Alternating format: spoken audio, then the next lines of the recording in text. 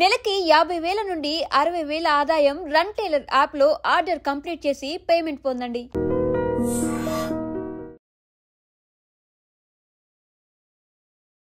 Welcome to I dream. నేను Udayasri. Present మనతో ఉన్నారు నరసింహ గారు, స్పిరిచువల్ కౌన్సిలర్. ఆయనతో మాట్లాడదాం. నమస్తే sir, welcome to our studio. నమస్తే అమ్మా. సార్, ఈ సొసైటీ ఇంపాక్టో ఏంటో తెలియదు కానీ ఈ ఇల్లీగల్ ఎఫైర్స్ పెరిగిపోయాయి. రీసెంట్గా ఇల్లీగల్ ఎఫైర్స్ వల్ల ఇతరుల్ని చంపడం మనం చూస్తూ ఉన్నాం. ఇప్పుడు ఐశ్వర్య తేజేశ్వర్ కేసు చూసుకోండి. దాంట్లో తిరుమలరావు బ్యాంక్ ఎంప్లాయీ తల్లితో అక్రమ సంబంధం పెట్టుకున్నారు. అలా పెట్టుకుని ఆ తర్వాత కూతురుతో అక్రమ సంబంధం పెట్టుకున్నారు. ఆ తర్వాత కూతురుతో పిల్లల్ని కనాలనుకున్నారు. కానీ ఐశ్వర్య కాబోయే భర్తను చంపింది. ఇక్కడ వీళ్ళ ముగ్గురు మెంటాలిటీని మీరు ఏ విధంగా చూస్తారు? అక్కడ తిరుమల్ వాళ్ళ భార్యని మోసం చేసిండు. ఐశ్వర్య కాబోయే భర్తను చంపేసింది. ఐశ్వర్య తల్లి అంటే తను ఎఫ్ఐఆర్ పెట్టుకున్న పర్సన్తో కూతురు ఎఫ్ఐఆర్ పెట్టుకుంది. ఇక్కడ వీళ్ళ ముగ్గురు మెంటాలిటీని మీరు ఎట్లా చూస్తారు సార్? ఇవన్నీ కూడా స్పెసిఫిక్గా ఈరోజు మనకు ఉదాహరణ కనిపిస్తున్నాయమ్మా. దీనికి కారణం ఏంటంటే వ్యక్తి యొక్క స్వార్థం ఒకటి. రెండోది అందుకే చెప్పారు యతో మతి తదో గతి అని. అంటే మన మనసు ఏ రకంగా వెళితే మన గతి కూడా అదే రకంగా ఉంటుంది. అలాగే కామాత్ నా లజ్జ, కామంలో ఎటువంటి సిగ్గు అన్నది నీతి అన్నది ఉండదు. ఇవన్నీ మనకి ఎప్పుడో మనకి శాస్త్రాల వాటిలో తెలిసింది. ఎన్నో పురాణ ఇతిహాసాల్లో కూడా మనకి ఎన్నో ఉదాహరణలు ఇందులో ఉన్నాయి. ఈరోజు ప్రత్యక్షంగా ఈ రోజుల్లో గ్లోబలైజేషన్లో ఎంతో అభివృద్ధి చెందాము అనుకున్న స్థితిలో సోషల్ మీడియా కూడా శుభ్రంగా ఎక్కువగా ఉన్న కాలంలో కూడా ఇటువంటి జరుగుతున్నాయి. అంటే మనం గమనించాల్సింది ఏంటంటే వీళ్ళల్లో మనస్తత్వ లోపాలు ఒకటి. రెండోది వీళ్ళు వాళ్ళ యొక్క కర్తవ్యాన్ని ధర్మాంతో ముడియకుండా ఉండడం. ఉదాహరణకి తిరుమలరావు మనిషిని తీసుకున్నట్లయితే అతను ఆల్రెడీ మ్యారేజ్ అయిన వ్యక్తి, చక్కని ఉద్యోగం ఉంది, మంచి ఉద్యోగమే, మేనేజర్ ఏదో అంటున్నారు, మంచి ఉద్యోగమే, మంచి జీతమే వస్తూ ఉంటుంది. కానీ తను తన గృహస్థ ధర్మానికి వ్యతిరేకంగా భార్యని మోసం చేస్తూ ఇంకొకరితో సంబంధం పెట్టుకోవడం జరిగింది. నేను చెప్పా కదా కామాత్ నా లజ్జ. ఎప్పుడైతే మనం అతిక్రమించి కామంలోకి వెళ్ళిపోతారో మనిషి, వాడికి సిగ్గు అన్నది ఉండదు. సో ఆ రకంగా తను అతిక్రమించి వయసుతో నిమిత్తం లేకుండా, మనిషితో నిమిత్తం లేకుండా ఎవరో ఆ అమ్మాయి ఎవరైతే ఇప్పుడు కేసు ఎదుర్కొంటుందో వాళ్ళ తల్లితో సంబంధం పెట్టుకొని, ఆ తల్లి ద్వారా మళ్ళీ ఈ అమ్మాయితో సంబంధం పెట్టుకొని మళ్ళీ ఆ అమ్మాయిని మేము పెళ్లి చేసుకుందామని సంథింగ్ ఏదో చెప్తున్నారు కథలో.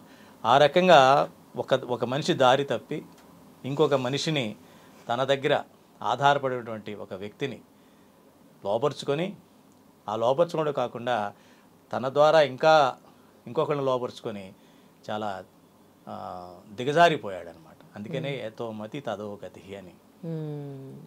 అంటే అతను చేస్తున్న పని ఏంటంటే, ఇది ఎప్పుడు జరుగుతుంటే ఎట్లాగా అయినా సరే తను ఉన్న పరిసరాల్లో తను గొప్పవాడిగా వెలుగుతూ ఉంటాడు. జనరల్గా నేను చేసినా ఇక్కడ చెల్లుతుంది, నేనేం చేసినా కూడా ఇక్కడ దానికి వ్యతిరేకత అన్నది రాదు, నేను ఇక్కడ మోనార్క్ని అని ఎప్పుడైతే మనలో ఒక రకమైన మదం అంటారు, నేను నా అనేది మదం, నేను నా అనేది కొంత ఉండొచ్చు, అహం కొంతవరకు ఉండొచ్చు. అది మదంగా మారినప్పుడు మదపుటేనుగు ఎలాగైతే విజృంభించి ఎక్కడ ఇష్టం వచ్చినాడు అడవులు అటు ఇటు పరిగెడుతూ ఉంటుందో వీళ్ళు కూడా అదే మనస్తత్వంతో విచ్చలవిడిగా తిరుగుతూ ఉంటారు. అక్కడ న్యాచురల్గా ఏంటి, తనకు ఎదురు తిరగని వాళ్ళ మీదే అఘాయిత్యాలు జరుగుతూ ఉంటాయి. తనకు ఎదురు తిరగరు అన్న వాళ్ళకి అఘాయిత్యాలు జరుగుతూ ఉంటాయి. ఆ రకంగా పాపం ఆ అమ్మాయి వాళ్ళ మదర్ని అతను ట్రాప్ చేయడం జరిగింది.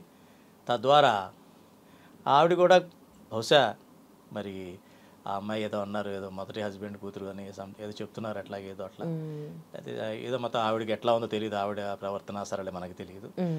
ఎప్పుడైనా సరే మనం ఒక దగ్గర పనిచేస్తున్నప్పుడు మన పరిధి, మన యొక్క లిమిట్స్ మనం తెలుసుకొని మన ధర్మం ఏమిటి అంతవరకే మనం ఉండాలి. కాదు ఇదే గతి, ఇది లేకపోతే మనం ఇంకోటి లేమా అని పరిస్థితి రాకూడదు. తనకంటూ కుటుంబం ఉంది, అందులోనూ ఆడపిల్ల ఉంది, కూతురు. మరి అమ్మాయి ఉన్నప్పుడు అమ్మాయికి తను ఎలాంటి మోడల్ చూపించగలదు, ఆ అమ్మాయికి ఈ విషయం తెలిస్తే ఆ అమ్మాయి తన మాట వింటుందా, మరి ఇవన్నీ కూడా ఆలోచించాలి. పైగా తన కూతురికి వేరే సంబంధం చూడడం జరిగింది. మరి అది ఎందుకు జరిగిందో తెలియదు. ఇవి రెండు వేరు వేరు కేసులు. పెళ్లి చేశారు కదా అతనికి ఎవరికో అదే వేరే అబ్బాయితో పెళ్లి కుదిరిన తర్వాత అబ్బాయి తేజేశ్వర్తో తల్లిని కూతురు చంపింది, అది వేరే కేసు. కానీ ఇతను మళ్ళీ పెళ్లి చేసుకుంది కదా, ఈ అమ్మాయి పెళ్లి చేసింది కదా కూతురికి. ఇన్ని సంబంధాలను తెలిసి కూడా అమ్మాయికి మళ్ళీ సంబంధం చూడడం, పెళ్లి చేయడం కూడా జరిగింది. అంటే ఏంటనమాట, ఒక తప్పు కాకుండా దానికి తప్పులు చేసుకుంటూ వెళ్ళినప్పుడు అదేమవుతుందంటే అదే ఉరితాడే వాళ్ళ చుట్టూ చుట్టుకుంటుంది.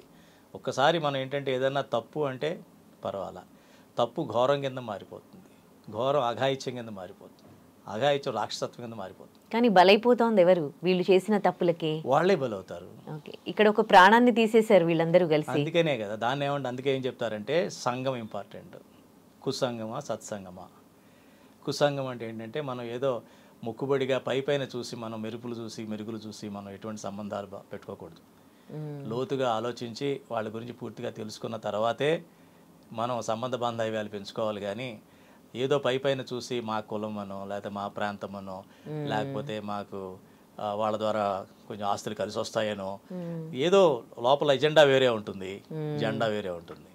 అదే రకంగా వీళ్ళ లోపల ఏదో బ్యాక్గ్రౌండ్ మనసులో ఒకటి పెట్టుకొని పైన ముందుకు సంబంధం కలిపేసుకుందాం, తర్వాత చూద్దాంలే అన్న విషయంలో అలా పెట్టుకున్నప్పుడు ఏం జరుగుతుందంటే హిడెన్ ఎజెండా తెలియక తర్వాత అది బయటకు వచ్చి ఇట్లా జరుగుతూ ఉంటుంది అనమాట. అది అతను చేసినటువంటి పొరపాటు. పూర్తిగా తెలుసుకోకుండా అతను ఏంటి వీళ్ళు ఇప్పుడు ఒకరిని మర్డర్ చేసినా కానీ వాళ్ళు ఏ ధైర్యంతో చేస్తున్నారు? హ్యాపీగా ఒక 2-3 ఏళ్ళు జైల్లో కూర్చుంటారు, వచ్చేస్తారు. కానీ పోయిన ప్రాణం అయితే తిరిగి రాదు కదా. మీరు గమనిస్తే ఇక్కడ ఇంకో విషయం నేను చెప్పదలుచుకున్నది ఏంటంటే, ఈ మధ్యకాలంలో మీరు గమనిస్తే ఒక టీనేజ్ దగ్గరలో ఉన్నటువంటి పిల్లలు ఎక్కువగా ఈ పని చేస్తారు. క్రైమ్ రేట్ ఎక్కువగా ఉంది. అవును, 35-40 ఇయర్స్ ఉండి పెళ్ళి పిల్లలు ఉన్న వాళ్ళేమో సూసైడ్కి వెళ్తున్నారు ఎక్కువగా. కరెక్ట్. ఈ 20 ఇయర్స్ లోపు 22-23 ఏరియాలో ఈ రూరల్ బ్యాక్గ్రౌండ్ చిన్న టౌన్స్లో ఉన్న వాళ్ళందరూ కూడా క్రైమ్ రేటు పెరిగిపోతుంది వాళ్ళకి. ఎందుకంటే వాళ్ళకి ఎమోషనల్ బ్యాలెన్స్ అనేది లేదు. ప్లస్ వాళ్ళకి చుట్టుపక్కల వాళ్ళకి ఎట్లా ఉంటుందంటేనమ్మా సరైన ఆధారం కానీ సరైన గైడెన్స్ కానీ ఉండదు. వాళ్ళకున్న గైడెన్స్ ఒకటి సోషల్ మీడియాలో వాళ్ళకి నచ్చింది చూస్తారు, కానీ వాళ్ళకి నచ్చిందే చూస్తారు తప్ప వాళ్ళు మంచి దారిలో పెట్టేది ఏదైనా కనిపిస్తే దాని పెద్ద అవాయిడ్ చేస్తారు. అంతే. చివరికి ఏ పరిస్థితి వస్తుందంటే వీళ్ళు మంచిగా తనకు నచ్చింది చూస్తున్నాను, నచ్చిన పని చేస్తున్నాను అనుకుంటారు. కానీ దాని తర్వాత తెలుస్తుంది వాళ్ళకి ఎటువంటి తెలుస్తుంది, ఇదే పెద్ద ఉచ్చు నాకు చిక్కుకుంది, ఈ ఉచ్చులో ఇరుక్కుపోయానని భయం వచ్చినప్పుడు ఏం చేయాలో తెలియక ఏం చేస్తారంటే దానిలోంచి బయటపడాలంటే ఎదుటి వ్యక్తిని రూపుమాపాలని చూస్తారు. వాళ్ళ ఫీల్డ్లో లేకపోతే నాకు సేఫ్టీ, నాకు మంచి ఫీలింగ్ ఉంటుంది అనుకుంటారు. ఉదాహరణకి బాగా మబ్బులు వచ్చేసాయి, వర్షం వచ్చే సూచనలు కనిపిస్తున్నాయి, ఉరుములు మెరుపులు వస్తున్నాయి, పిడుగుపడే అవకాశం ఉంది. అప్పుడు ఎక్కడ పరిగెడతాడు మనిషి? ఓ చెట్టు కింద పరిగెడతాడు. దారి లేదు, ఇంకా పక్కన చెట్టు ఉంది అంతే, చెట్టు కింద పరిగెడతాడు. కానీ చెట్టు మీదకే పిడుగు పడుతుంది. తనకు ఆ విషయం తెలియదు, తనకు తానే బలవుతాడు. అది నీడ అనుకుంటాడు, అక్కడికి తప్పదు. అది నీడ కాదు, అక్కడ పెద్ద మృత్యు అన్న విషయం అర్థం కాదు. ఆ స్థితికి వీళ్ళు వెళ్ళిపోతున్నారు. ఎవరు? ఇప్పుడు ఈ టీనేజ్లో ఉన్న పిల్లలు. వాళ్ళకి గైడెన్స్ లేదు, చుట్టూ విపరీతమైన ఒత్తిడి, ఆల్రెడీ కామం ఒకరు దాన్ని ఇరుక్కుపోయి ఉన్నారు, అందులోంచి బయటికి రాలేనప్పుడు ఆ సీన్ అంతా రూపు మాపాలని చూస్తూ ఉంటారు. తనకు నచ్చిన దాంతోనే ఉండడానికంటే నచ్చని తీసేయాలనుకుంటారు. తనకు నచ్చిన వాడితో ఉండాలి, నచ్చని వాడిని ఆ ఫీల్డ్లో తొలగించాలి. చాలా చిన్న బ్రెయిన్స్ కదమ్మా అవన్నీ కూడా అట్లా ఉంటాయి. అందుకని ఏం చేస్తారంటే జువెనైల్ కేసెస్ అన్ని కూడా జనరల్గా బయట పెట్టకూడదు. యాక్చువల్గా జువెనైల్ కేసెస్ ఏది కూడా బయట వార్తల కింద పెట్టకూడదు. వాళ్ళని విచారించేటప్పుడు కూడా ఇన్ కెమెరా విచారిస్తారు తప్ప ఓపెన్ కోర్టులో విచారించరు అసలు. అది కూడా మనం గమనించాలి. ఏదో పైన ఒక కేస్ స్టడీకి మనం తీసుకుంటున్నాం, కానీ జనరల్గా పర్టికులర్ పేర్లతో వాళ్ళ ఫోటోలు పెట్టి చేయకూడదు యాక్చువల్గా. సరే, ఎనీవే మనం వచ్చే జనరేషన్ కోసం కొంతమంది మంచి కోసం మనం మాట్లాడుకుంటున్నాం కాబట్టి కాబట్టి టీనేజ్లో ఉన్న పిల్లలు వాళ్ళ యొక్క ఎటువంటి అసోసియేషన్లో ఉన్నారు, వాళ్ళు మంచి షేర్ చేసుకునేటువంటి తల్లిదండ్రులు బాధ్యతాయుతంగా ప్రవర్తించాలి. తన యొక్క కోరికల్ని తన యొక్క అన్నింటినీ కూడా అదుపులో పెట్టుకొని పిల్లల కోసమే వాళ్ళు బతకగలిగినప్పుడు పిల్లలు వాళ్ళ కోసం ఇచ్చేస్తారు, వాళ్ళు చెప్పిన మాట వింటారు. అప్పుడు ఇటువంటి పొరపాట్లు జరిగే అవకాశం ఉండదు. ఇంత కష్టపడి పాపం పెళ్లి చేసుకొని పిల్లల్ని కానీ ఒక చిన్న కామం కోసం మొత్తం పోగొట్టుకుని జీవితాన్ని మిగతా వాళ్ళ జీవితాలు నాశనం చేసి దానివల్ల ఏమొచ్చింది చెప్పండి. కాబట్టి అందుకనే భగవద్గీతలో శ్రీకృష్ణ పరమాత్మ చెప్తాడు, విషయాలకి ముందు మనం ఎప్పుడైతే టచ్లోకి వస్తామో అప్పుడు ఆటోమేటిక్గా ఆసక్తి పెరుగుతుంది. ఎప్పుడైతే విషయాల మీద ఆసక్తి పెరుగుతుందో మనకి దాని మీద కోరిక పెరుగుతుంది. కోరిక పెరిగిన తర్వాత ఆ కోరిక తీరకపోతే కోపం వస్తుంది. కోపం వచ్చినప్పుడు దాని ద్వారా మన యొక్క బుద్ధి భ్రమిస్తుంది. బుద్ధి భ్రమిస్తే నాశనం అయిపోతాం. బుద్ధి అంటే ఏంటంటే వివేక జ్ఞానం. వివేక జ్ఞానం అంటే మంచి ఏంటి చెడు ఏంటి అని చెప్పేది బుద్ధి. అది ఎప్పుడైతే అది పనిచేయదో మంచి చెడు అన్న విషయం మనకి తెలియదు. అందుకనే మనం ఎప్పుడు కూడా ఆధ్యాత్మికంగా మనం అప్పుడప్పుడు వారానికో నెలకో ఒకసారి ఈ యొక్క వీటికి కనెక్ట్ అవుతూ ఉంటే విషయాలు మనకు కొన్ని సొల్యూషన్స్ అర్థం అవుతాయి.